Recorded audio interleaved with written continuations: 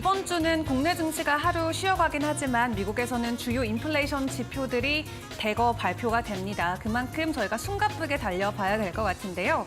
일단 지난주 마무리됐던 뉴욕 증시 상황 먼저 파악을 해봐야겠습니다. 지난주 금요일 뉴욕 증시 분위기는 어땠을까요? 네, 뉴욕 증시 분위기 장 초반에는 강하게 출발했는데 살짝 좀 지지부진한 모습으로 마감을 했습니다. 혼조 마감을 보였는데요. 다우존스 8거래일 연속 상승세를 이어가면서 마무리를 지었습니다. 0.32% 금요일장에서 상승세 보여줬고요. S&P 500 지수도 0.16% 소폭 오르는 모습이었습니다. 다만 나스닥 지수 0.03%로 홀로 약보합세로 마감을 했습니다. 3대 주요 지수의 주간 추이도 한번 보실까요? 주간으로 놓고 보면 모두 다 상승 마감한 한 주였습니다. 하루하루 좀 지지부진한 모습들이 쌓였던 것 같은데 주간 기준으로 보니까 꽤 큰 상승률이었습니다. 다우 지수가 파란색 선으로 표시가 돼 있고요. S&P 500 지수가 노란색 선, 그리고 하늘색 선이 나스닥 지수가 되겠습니다. 상대적으로 기술주가 좀 약했던 터라 나스닥 지수의 주간 상승률이 가장 낮았다는 것을 알 수가 있습니다. 또 이제는 금요일장만 따로 떼어놓고 지수 추이를 한번 볼까요? 제가 조금 전에 장 초반에는 강했다라고 말씀을 드렸었는데요. 지수 추이를 통해서 확인할 수가 있습니다. 장 초반에는 이렇게 음봉, 양봉이 그려져 있습니다. 초록색으로 크게 상승했다라는 표시가 나타나 있죠. 그런데 이렇게 갈수록 그 상승 열기가 식으면서 급격하게 위축되는 모습들이 나타났습니다. 왜 그랬을까요? 지표 때문이었을 것으로 추정이 되는데요. 지표 이야기는 잠시 후에 이어가 보도록 하고요. 전체적인 히트맵을 통해서 시장 분위기 파악을 해보도록 하겠습니다. 히트맵 함께 보시죠. 초록색 상승불을 켠 종목들이 그래도 꽤 보이고요. 곳곳에 좀 진한 빨강색, 크게 하락했다는 의미의 박스들도 보입니다. 일단 M7, 서학개미분들이 가장 좋아하는 대형 기술주 같은 경우에는 좀 혼조세로 마감하는 분위기였습니다. 마이크로소프트가 0.6% 강세를 보였고요. 애플 같은 경우에는 0.82% 내림세였습니다. 시가총액 3위에 기록 중인 엔비디아는 1.27% 반등에 나서는 모습이었고요. 엔비디아를 중심으로 다른 반도체주도 대체로 상승불이었습니다. 브로드컴이 2% 넘게, 마이크론 테크놀로지가 2.91%로 3% 가까이 오르는 모습이었죠. 또 이어서 시가총액 상위 종목 중 하나인 알파벳, 구글의 모회사인 알파벳은 0.75% 약세였는데요. 이 오픈 AI가 구글 검색에 맞설 새로운 검색 기능을 출시할 것이란 로이터 보도에 좀 영향을 받는 모습이었습니다. 메타가 0.16% 강세, 아마존 1% 넘게 내렸고요. 테슬라 많은 소식들이 들어와 있었죠. 2% 넘게 내리는 모습이었습니다. 이 전기차 충전 사업부 인력을 해고하는 등 충전 인프라 확대 속도를 늦추겠다고 했던 일론 머스크 테슬라 CEO인데 돌연 이 충전 네트워크에 5억 달러를 투자하겠다라는 발언으로 주목을 받았던 테슬라입니다.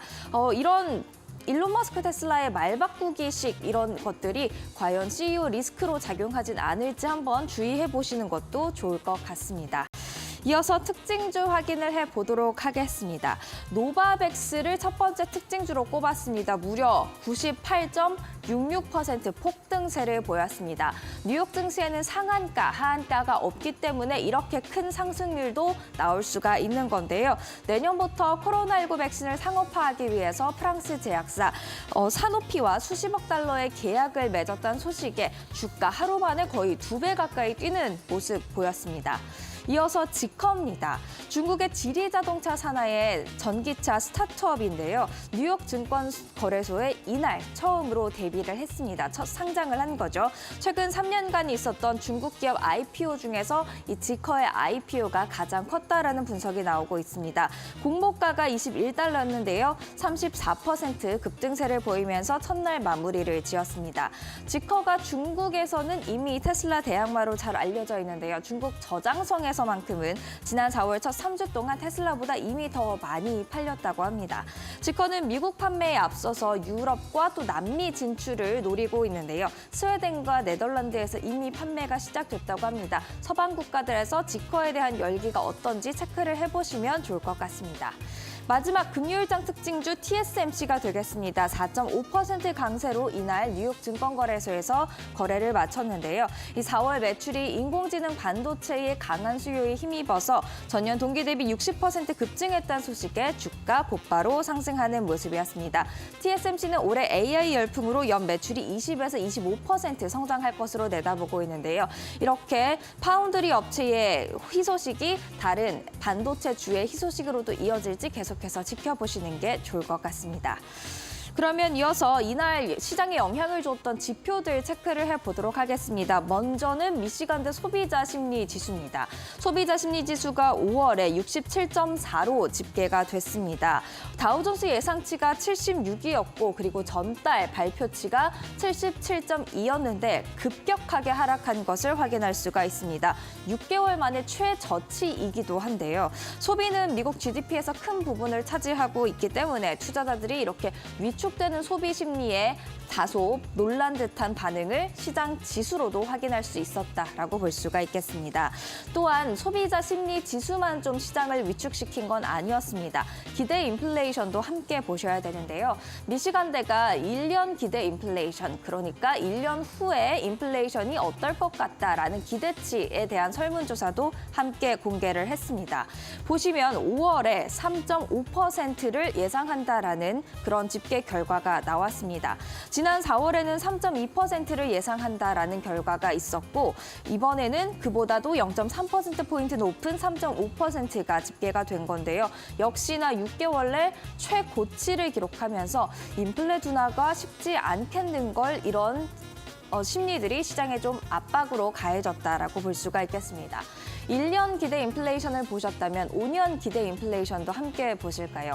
1년 후에 기대 인플레였다면 이거는 5년 후에 인플레이션이 어느 정도 위치에 있을 것이다 라는 그런 전망을 나타낸 것이라고 볼 수가 있겠습니다. 1년뿐만 아니라 5년 기대 인플레 또한 오름세를 보였습니다. 4월에 3%에서 5월에 3.1% 수준으로 올라온 건데요. 이 3.1%라고 하면 연준의 목표치 2%와는 다소 거리가 있는 수준입니다. 5년 후에도 인플레이션이 쉽게 둔화하지 않을 것 같다라는 생각은 시장을 압박할 수밖에 없었을 겁니다. 그리고 이런 인플레 둔화가 좀 쉽지 않을 것이라는 이야기는 전문가들도 동일하게 하고 있습니다. 필라델피아 연방준비은행이 대표적인 전문가들을 대상으로 인플레이션에 대한 설문조사를 진행을 했는데요. 보시면 2024년 근원 PCE가 2.9% 평균에 달할 것으로 보고 있습니다. 2.9%, 2%대로 내려온 것이긴 하지만 여전히 연준의 목표치인 2%와는 다소 좀 거리가 있는 수치입니다. 전문가들도 똑같이 인플레이션 둔화가 쉽지 않다고 예상하고 있는 건데요. 최근 들어서 고용시장 지표 같은 경우에는 이 열기가 식고 있다라는 지표들이 발표가 되면서 시장의 환호를 이끌었지만 물가 지표 같은 경우에는 아직까지는 좀 더딘 모습들 나타나고 있습니다. 오는 14일 그리고 15일 현지 시간 기준으로는 물가 지표, 주요 물가 지표가 발표될 예정인 만큼 시장 계속해서 물가 지표에 이번 주에는 집중할 것으로 보여집니다. 한편 이 가운데 여는 총재들은 어떤 말을 했을까요? 여는 총재들의 발언도 함께 살펴보시죠.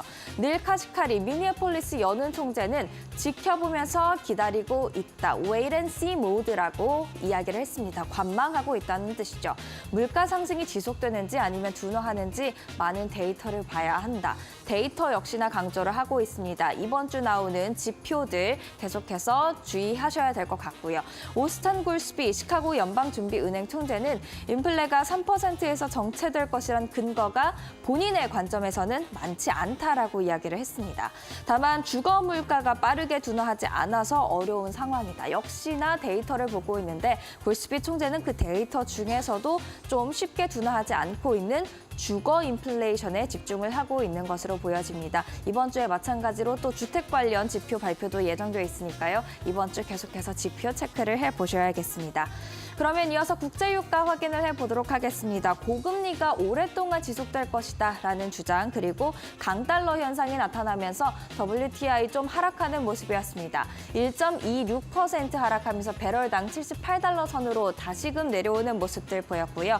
국제 금값 같은 경우에는 1%대 강세를 보였습니다. 1.48% 오름세였습니다. 이어서 월가의 전략가를 만나볼 시간이죠. 금요일장에 대해서 어떻게 분석했는지 함께 들어보시죠.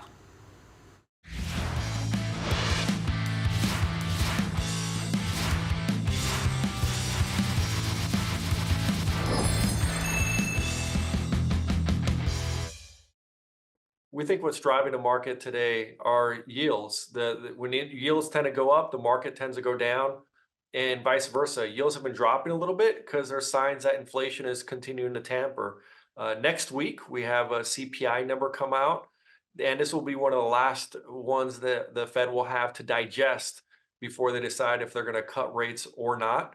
And we think this is going to be an important one. While CPI numbers are still around 3.5%, they're definitely trending to the 2% range. If we do get a signs of a rate cut, we think the market will rally from there. If not, we could be in a trading range for the foreseeable future. There's not many catalyst reasons for the market to go up or down at this point.